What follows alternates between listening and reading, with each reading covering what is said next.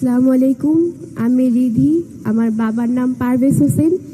2013 সালের ডিসেম্বরের 2 তারিখ আমার বাবাকে শাহবাগ থেকে তুলে নিয়ে যাওয়া হয়। আমি 2.5 বছর যখন আমার ছিল তখন থেকে আমার আম্মুর কোলে কোলে করে এখানে আসি।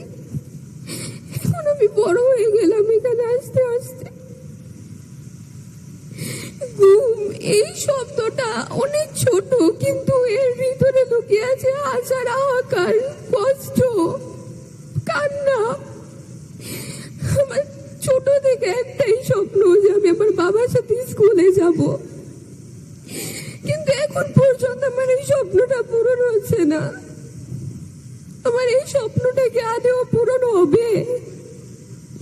আমার ভাই কি বাবার মুখটা দেখতে পারবে? এই স্বাধীন দেশে কি আমাদের বিচার হবে? আমাদের বাবাদের কোথায়? আমাদের বাবাদের কেন গুম করা হয়েছিল? গুম কমিশন বলে ধরে নিন ওরা মৃত। কেন? এটা কি হাতের অঙ্ক যে আমরা ধরে নেব আমাদের বাবার আর নেই? একটা দল করা কোনো অপরাধ না, দল সবাই করে। এর জন্য এটা কেমন বিচার এই বাংলাদেশে?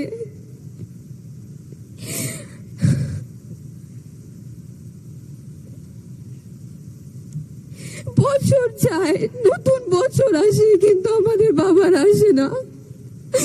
আমরা এই একটা বছরের বেশি হয়ে গেল 5 আগস্টের পর, কিন্তু আমরা একজনকেও ফেরত পেলাম না।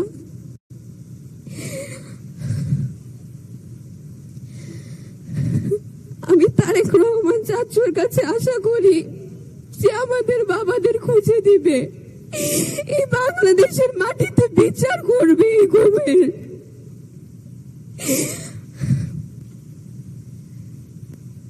আসসালামু আলাইকুম।